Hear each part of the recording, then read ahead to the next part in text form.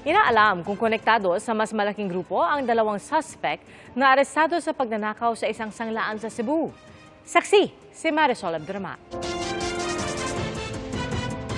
Sa kuha ng CCTV video ng November 25, makikita ang motorsiklo sakay ang ilang lalaki. Bumaba ang isa sa kanila na may sukbit na bag at sumakay sa pulang kotse. Ang lalaki, isa raw sa mga suspects sa pang-hold up sa isang pawn shop sa Cebu.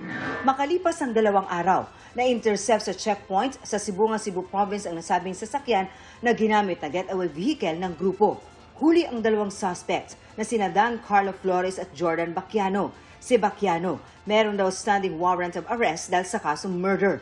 Nakuha sa kanila ang matataas na kalibre ng baril, mga pampasabog at iba pang gamit. Immediately after the incident, posibleng naghiwa-hiwalay po yung mga ibang miyembro. Of course, para hindi po sila mahuli sa isang lugar. Lahat po ng seaports po na pwede na lang labasan at saka yung airports po ay naglagay na po tayo kagad ng mga pulis po natin. Nitong Sabado ng umaga, nang pasukin ng mga armadong kalalakihan ang pawn shop sa Cebu City, natangay ang hindi pa matukoy na halaga ng mga alahas. Inaalam ng Police Regional Office 7 kung konektado sa iba pang grupo ang mga suspect. Based po sa armaments at saka number of persons po na involved, it's really a big group. Hindi lang po basta-basta isang maliit na grupo.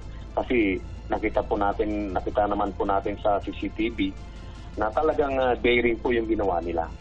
Sa ngayon, patuloy raw ang pagtugis ng Pro-7 sa 6 o higit pang suspect na sangkot sa krimen. Tukoy na raw ng mga otoridad ang pagkakakilanlan ng ilan sa kanila. Para sa GMA Integrated News, Marisol Abduraman ang inyong saksi.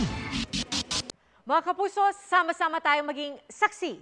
Mag-subscribe sa GMA Integrated News sa YouTube. Para sa mga kapuso abroad, samahan niyo kami sa GMA Pinoy TV at sa www.gmanews.tv.